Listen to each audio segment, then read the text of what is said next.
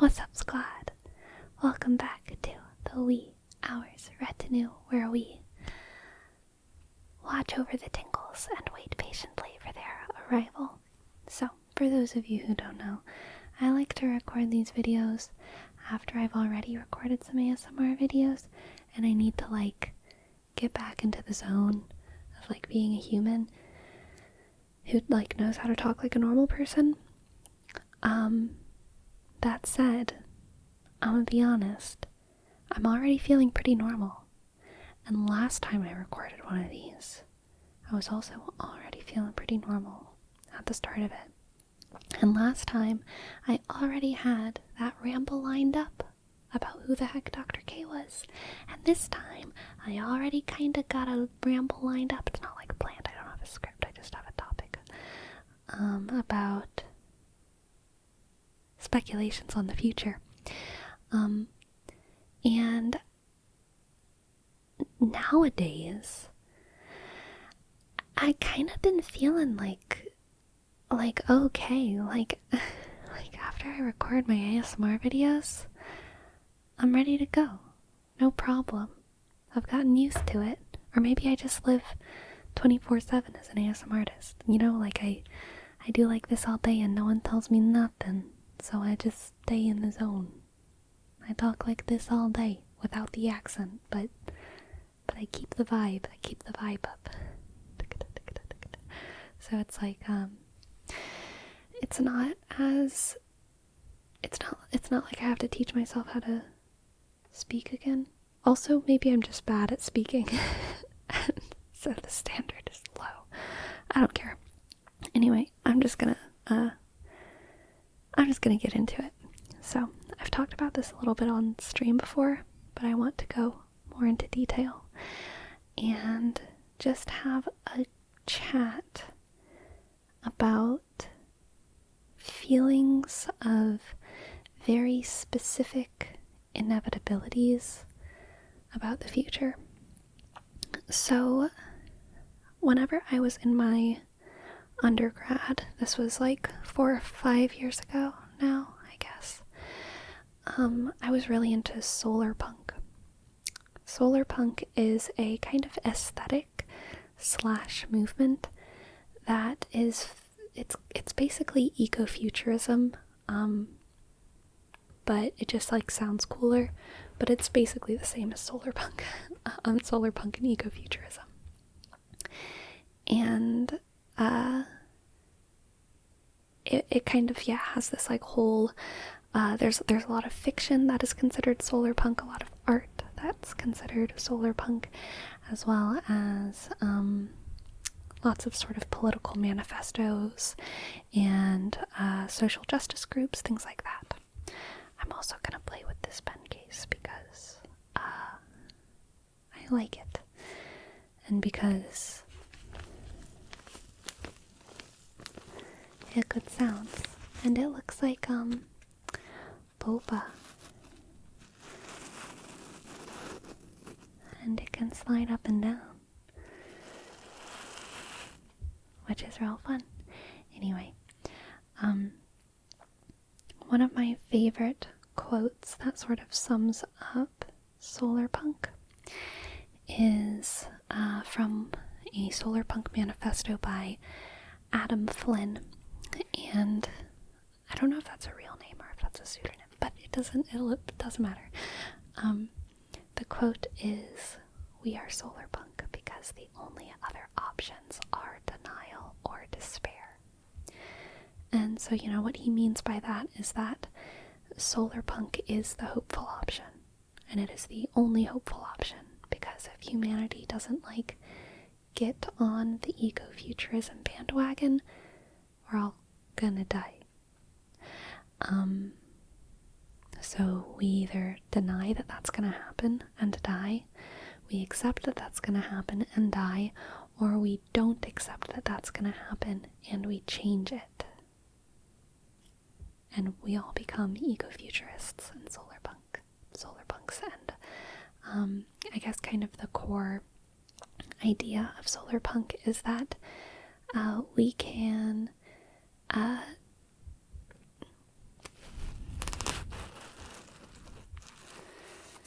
engage in ecological restoration and preservation while also advancing technologies. So being involved in solar punk groups and consuming a lot of like solar punk media and solar punk art whenever I was younger really kind of influenced my conception of hope. Now recently I had spent a lot of time with transhumanists. I spent a couple months kind of engaging with a specific transhumanist group. And then very recently I started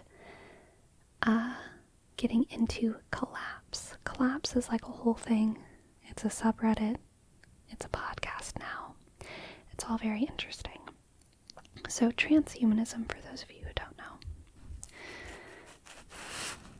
is kind of a lot of things. In the United States, it's like even a political party, which like in my opinion complicates everything. Like, oh my gosh. Like there was always political implications of transhumanism in the same way that with most aesthetics and ideologies there's political implications, but making it an actual political party is, I mean, effective, I guess, in terms of outreach, but I'm not gonna lie, I don't like it, and I don't really know all the details of why yet. I just know intuitively that I don't think I like it, that there is a political party that's called the Transhumanist Party. But anyway, transhumanism is kind of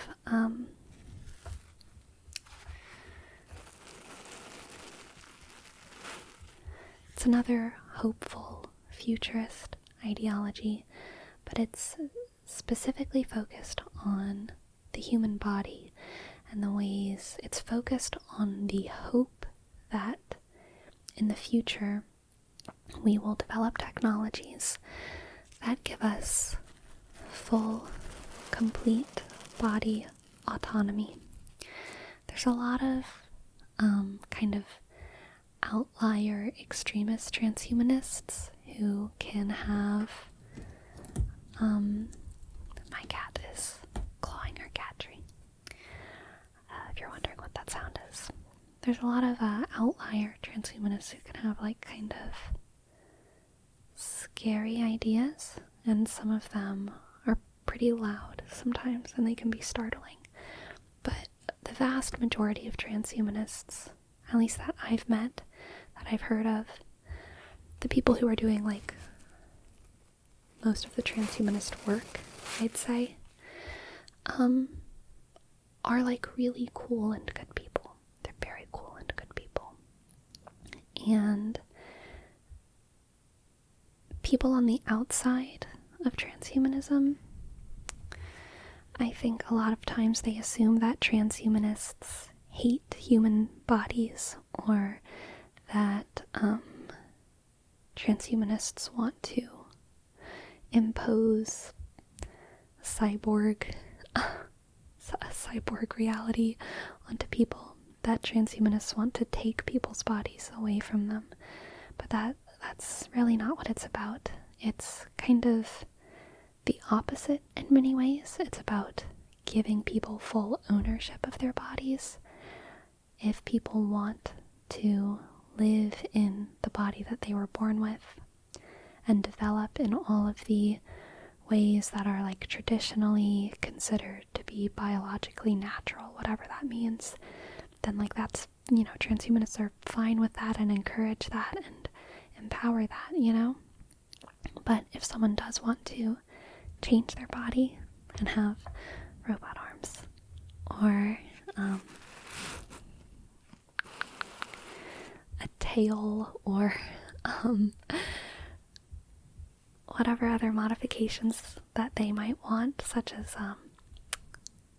a BCI, which is like a brain-computer interface. The stuff Elon Musk was doing with monkeys, which, you know, I don't like that happened, but that is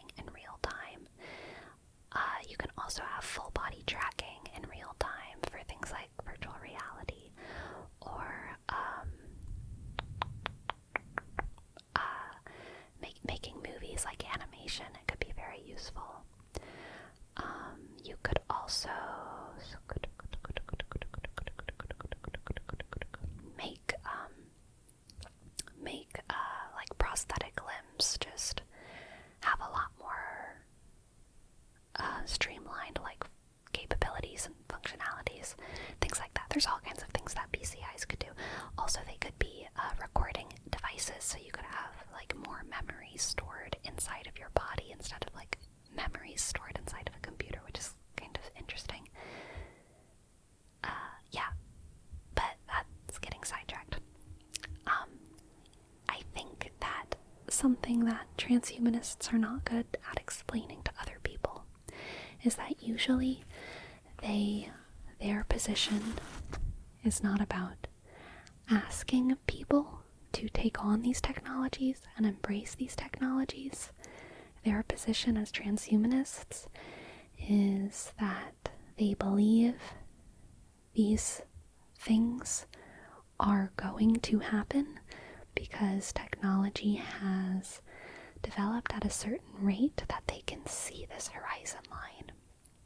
And they call it, the singularity. Whenever technology starts advancing at a rate that is beyond human understanding and beyond human control, there's probably some kind of, or maybe multiple AIs, artificial general intelligence turned artificial superintelligence, that is kind of controlling the development of technology. It's out of human hands, and we're just living in it, and we're swimming in it, and all of the technology that is even outside of our imagination could exist. They see this horizon line because it's a bell curve, how these, that's the right kind of thing, right? A bell curve when it gets really sharp. I hope it is.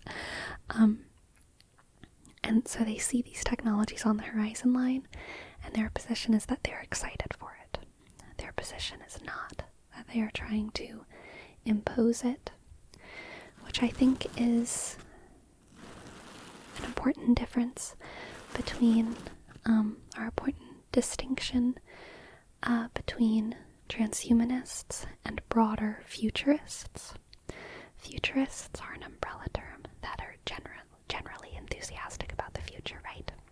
So solar punks are also a type of futurist. And solar punks are kind of, what makes solar punks unique under the umbrella of futurism is that they're very, very focused on ecology and the environment and using alternative energy sources like solar power. And what makes transhumanism, one of the things that makes transhumanism distinct under the umbrella of futurism is that it is focused on the human body rather than usually infrastructural or societal change, political. It's not really super invested in these big deal civilization bits, but more about the human body, the future of the human body, or the transhuman body. And also that, unlike solarpunk, it's not really advocating for or pushing other people to have the opinions of the transhumanists, right? Solarpunks are climate activists. Transhumanists are not, broadly speaking, trying to get other people to share their passions about changing their bodies. Transhumanists are just excited about getting to change their own bodies. And I think that's a very important difference that transhumanists will talk about if you talk to them about it. But they're very bad, optics-wise, at making sure other people know that whenever they don't ask. Which, if I decided to really get involved in transhumanism, I would want to make that an optic priority, right? Making sure that people know we're not trying to impose anything on them. But regardless, now I'm going to go into the collapse. So, collapse started as a subreddit, I believe. And it took, the subreddit took an idea that had been around for a long time. I don't know if the idea was always called collapse. It might have been kind of referenced that way. And I'm kind of just getting into this, so I don't know a lot of the doctrine, so to speak, but I kind of understand the general idea of it. collapse is very similar to transhumanism. It takes inspiration from this bell curve idea, right? Where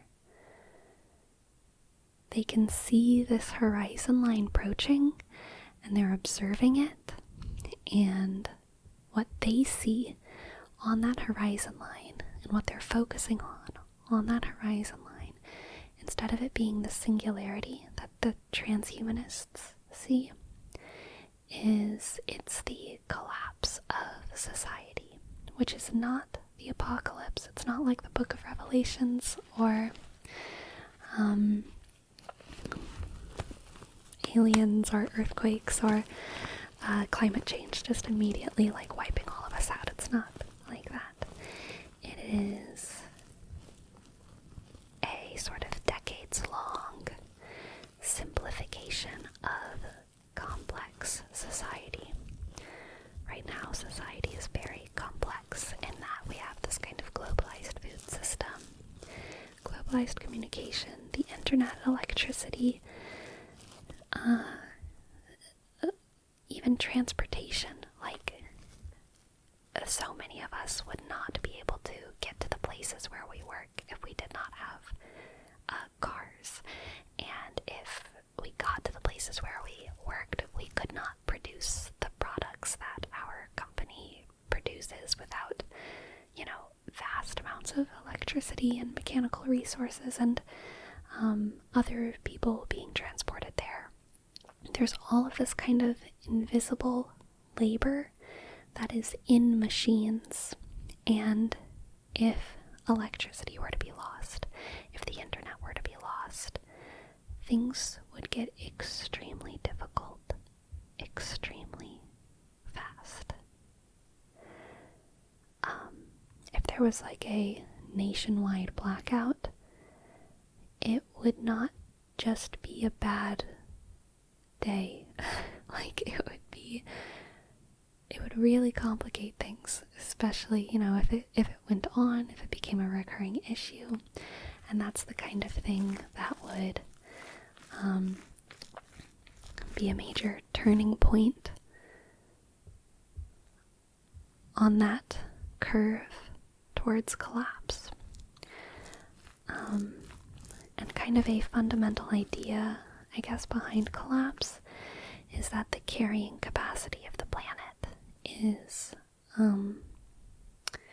that we weigh too much. The carrying capacity of the planet is smaller than what we are putting onto the planet.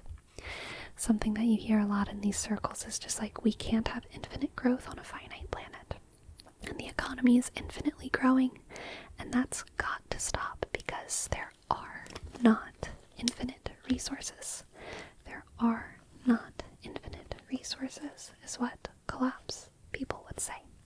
Transhumanists, on the other hand, would say there are absolutely infinite resources, because most transhumanists are kind of like a libertarian market.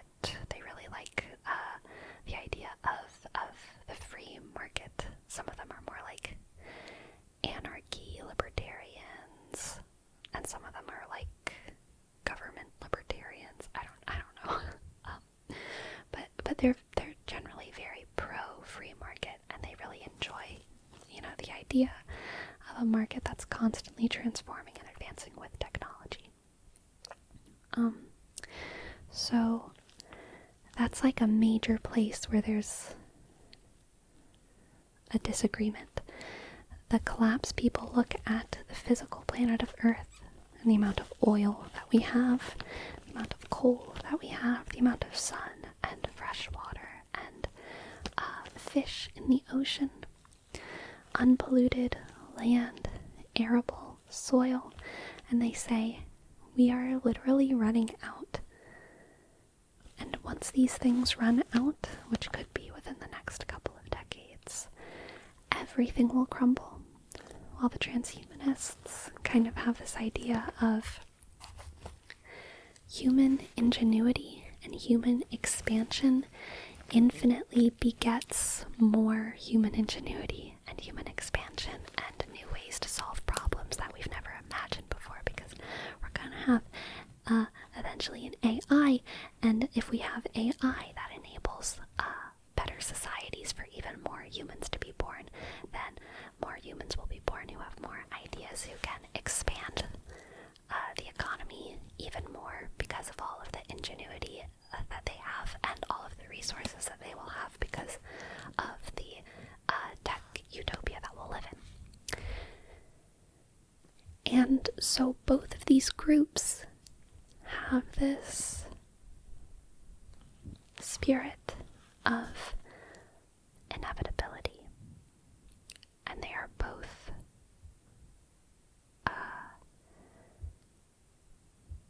to my knowledge, to my understanding, kind of right in a lot of ways, you know. I think a lot of these technologies are on the horizon, and I think a lot of these disasters are all on the horizon. And both of these movements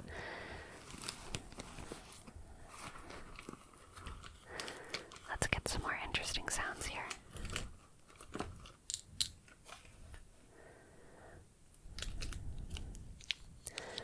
Both of these movements have their experts, and their philosophers, and their economists, and their biologists.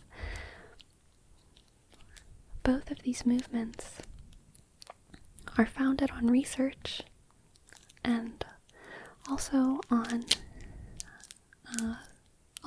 feelings. Clearly, they're both very kind of blatantly emotional ideologies, right? Transhumanists are in many ways fixated on transforming their bodies, claiming their bodies, making their bodies an art piece that is their own, trying to find their identities in their bodies. And collapsers, I don't know what to call them, they're not really preppers, a lot of them. So yeah, I'll just call them collapsers, the collapsed. They are kind of fixated on destruction. So whenever I've spent time with all of these groups, the solar punks, the transhumanists, I haven't really socialized much with collapsers. I've just consumed stuff from the subreddit and from the podcast. Although I do think that there's people in my life who have been kind of a collapse mindset, even if they haven't like formally identified with that group. But all of these groups that I've been in, I've never completely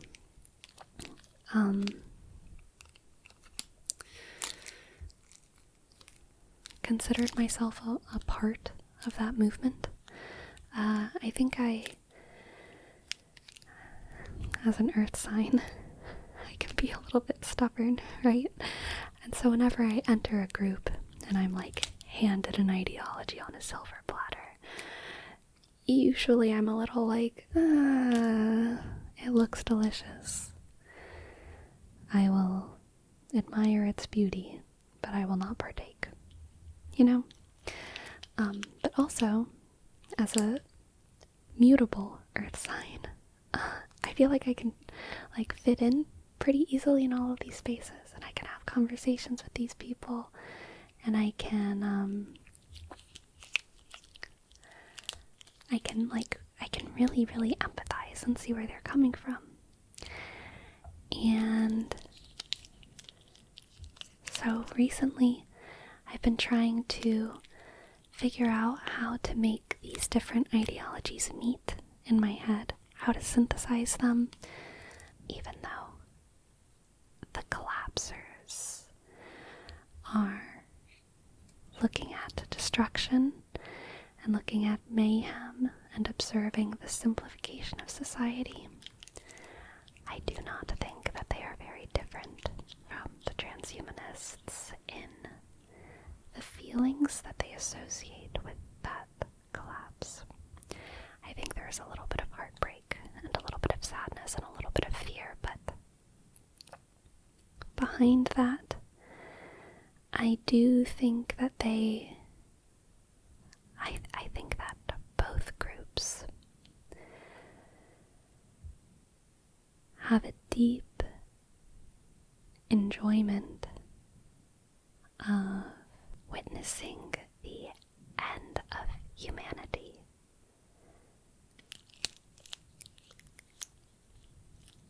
I think both groups are excited at the prospect that they might get to see the end. That we will be so honored to get to see the end. And I think there's a little bit of hubris in both groups.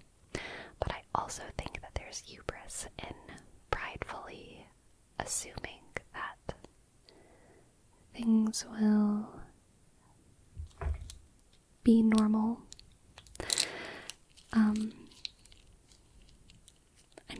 Or that things have ever been normal. I don't know. I think the apocalypse has always been happening, and that the rise of technology has always been happening, and that both the simplification and complications of the world have always been probably, getting all mixed up and tangled within one another. And I think that something drastic might happen soon, but I think that a lot of drastic things in global society happen a lot. Like, the world wars were kind of an apocalypse. Like, the fact that we had 2 world wars in the 20th century and that they were both as, freaking horrible as they were. Like, oh my gosh, that's absolutely a little apocalypse. That's crazy. And it wasn't a collapse because things actually got more complex societally, globally. Things got even more intertwined. There were even more chains of communication established, more big unions, more alliances, etc., etc. But I don't know. Where am I going with this? Oh yeah, I think both groups are kind of fetishizing the end of humanity. The collapsers seeing the end of humanity as not actually the deaths of all humans. Most collapsers believe that humans will kind of rise from the ashes and restart, that there will be a restarting of civilization, kind of similar to the centuries following, like the Bronze Age collapse, or any of the other great collapses of civilization that may have happened before the Bronze Age. There's a lot of human history we don't know about. Where the transhumanists, they kind of see the end of humanity as the beginning of transhumanity, post-humanity, the beginning of the era when things will be so complex, so unsimplified, that we will be free to be what we truly are. Which, for the transhumanists, what we truly are is who we want to be, who we identify as on the inside. Whether that's someone with 5 ears and 3 eyes and a brain-computer interface, or whatever, or that's someone in a very traditional human body, or whatever. And the collapsers also see freedom coming, and complete freedom is freedom from the system, And it's a freedom that will come at the great cost of, at a great cost of life and safety nets and land and culture and art. And both of these groups, I think, are, excited to see their future come to fruition. And I don't really want to, critique that, I think that being able to look at the future and enjoy, not necessarily be joyful about, but just enjoy, take pleasure in imagining whatever it is that you see as inevitable. I think that is probably a good thing.